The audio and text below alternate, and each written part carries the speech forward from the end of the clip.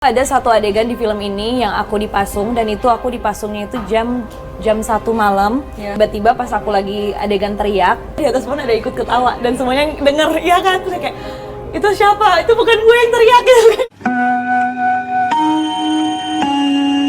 Mohon perhatian. Eits, sebelum nonton, subscribe dan nyalain loncengnya biar makin asik. Selamat nonton. Hai Sobat 21, aku Aneta Eduarda. Aku Novia Bahmid. Hai Sobat 21, gue Jeffrey Reksa sebagai Erlan. Gue Fajar Kurniawan sebagai Ahmad.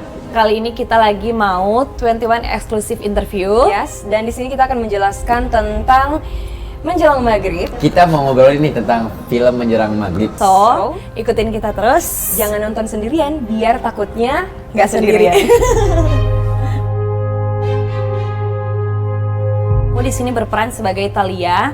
Thalia itu karakternya sendiri, dia itu anak yang cerdas, yang pinter, dan dia tuh orangnya nggak takut sama apapun. Jadi di saat kayak kita harus nyari tahu soal Nina, dia yang kayak selalu, ayo, pokoknya nggak mau dia gila, mau dia setan, mau dia apa, kita maju. Kalau karakter Novia di film Menjelang Maghrib ini sebagai Nina cenderung dengan ODGJ, orang dalam gangguan jiwa. Jadi dari pagi dia seperti orang biasa normal sampai sore sebelum maghrib, dan setelah maghrib itu sudah bukan Nina lagi, tapi sudah ada another spirits yang masuk di dalam tubuhnya Nina, dan that's why kalian harus nonton karena kita nggak akan spoiler. Yes, spoiler. Gue di sini sebagai Erlan. Erlan itu adalah sosok yang bisa dibilang cool, paling cool ya, paling cool, paling santai, yang bisa nengahin antara Ahmad yang karakternya bener-bener apa ya, selengean, dan Anet yang bener-bener pemberani. Jadi gue yang nengahin antara mereka berdua, gue di tengah-tengah, dan gue di antara mereka berdua adalah karakter yang paling percaya sama hal-hal metafisik dan hal-hal mistis gitu. Kalau Ahmad? Kalau Ahmad itu orangnya yang benar-benar selengean, bodo amatan, yang hampir sama kayak gue juga sih. Dan kayak ada satu momen, satu scene, aku yang benar-benar itu jam 2, jam 3 subuh di tengah hutan, terus adegan aku sendiri. Aku sampai nangis beneran karena aku takut. Aku ngomong ke sutradara, Pak, Bapak nggak mau temenin aku, Pak, aku takut. Semuanya tuh mencap. Jadi aku sendiri di tengah hutan cuma pakai GoPro sama lampu GoPro. Dan itu yang kayak bikin aku sebenarnya ini kayak, oke, film ini punya arti buat aku, tantangan sendiri buat aku. Kalau kesulitannya Nina, kayaknya dari awal film Nina kesulitan terus sampai akhir film ya. Karena memang Nina dipasung terus, di situ Nina teriak-teriak, terus juga sampai muntah-muntah. Dan dari pagi itu aku standby-nya duluan, karena rambut aku ya dibikin sebotak mungkin, di make up mungkin, sejelek mungkin. Selama berapa jam? 6. Jadi setiap hari dia butuh waktu 6 jam bangun lebih awal dibanding kita. Iya, jadi benar-benar butuh effort dia. Kurang. Tapi disitulah gimana caranya biar aku kelihatan capeknya, gitu Bagus. kan? Semakin aku kecapean, semakin dapat karakternya. Kesulitan sama peran di film ini, kesulitannya adalah ini benar-benar 180 derajat berbeda dari gue yang aslinya. Gue aslinya adalah orang yang sangat nggak percaya hal-hal mistis karena gue orangnya super realistis, dan di sini gue berperan sebagai sosok yang percaya dengan hal-hal metafisik, di mana hal-hal mistis. Gue jadi sosok penengah yang tahu tentang hal metafisik. Gue percaya setan, gue percaya makhluk di dunia lain itu ada, yang nyatanya gue nggak percaya itu. Dan menurut gue itu tantangannya tersendiri sih.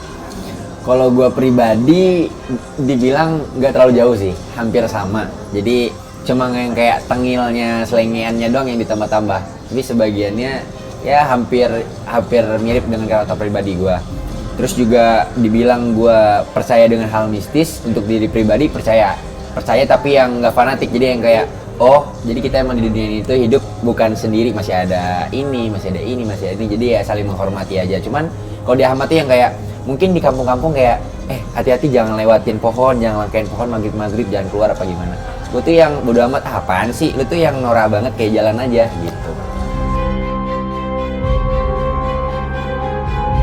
Kalau aku, pengalaman mistis aku, ada satu adegan di film ini yang aku dipasung, dan itu aku dipasungnya itu jam 1 malam.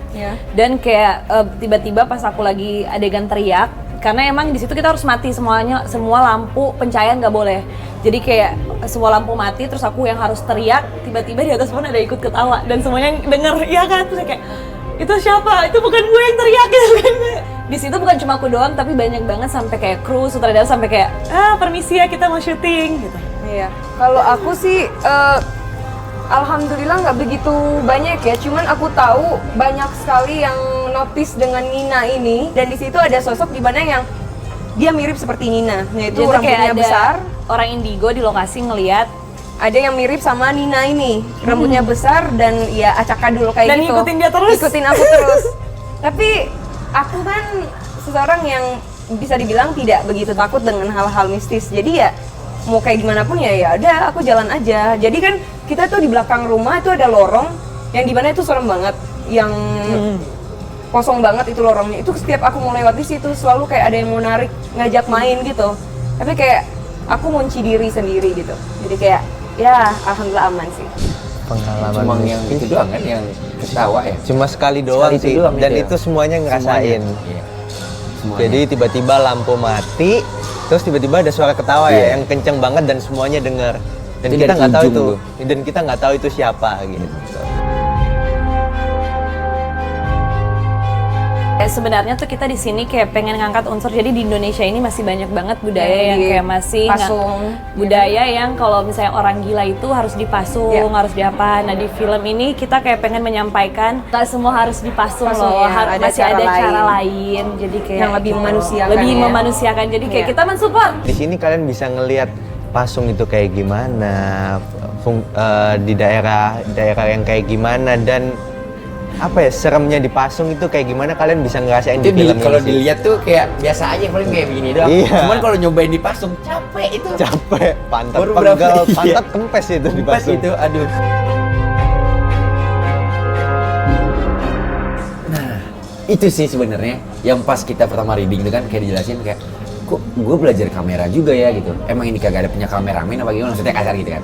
Terus pas dijelasin, wah jadi tantangan lagi nih buat gue sendiri kan.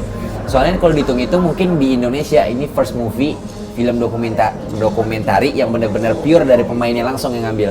Kalau di luar negeri mungkin di Jepang atau di mana movie-movie yang dokumenter itu mungkin udah sering ya. Cuman kalau di Indonesia belum pernah juga gue nonton film yang emang dokumentari hasil sorotan sendiri, itu yang benar-benar Karena film ini dokumentasi, Iya. jadi 80%, 95% ya, 95% film ini ada campur tangan aku, Erlan sama Ahmad. Erlan sama Ahmad itu Jeffrey sama Fajar. Jadi kita bertiga selalu Mereka ngerekam bertiga. gitu. Iya. Jadi di saat kalian nonton itu sebenarnya hasil tangan kita. Iya. Jadi Kameramen tolong ya, sendiri kalau ya. misalnya ada agak blur dikit ya bukan Ya, pro.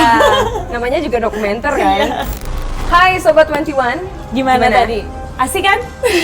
Seru kan? Seru. Pokoknya Penasaran?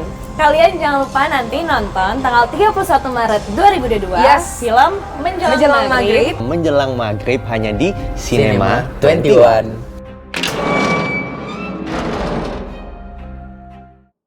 Asik kan videonya? Jangan lupa like, subscribe, dan komen ya. Sampai jumpa di video selanjutnya.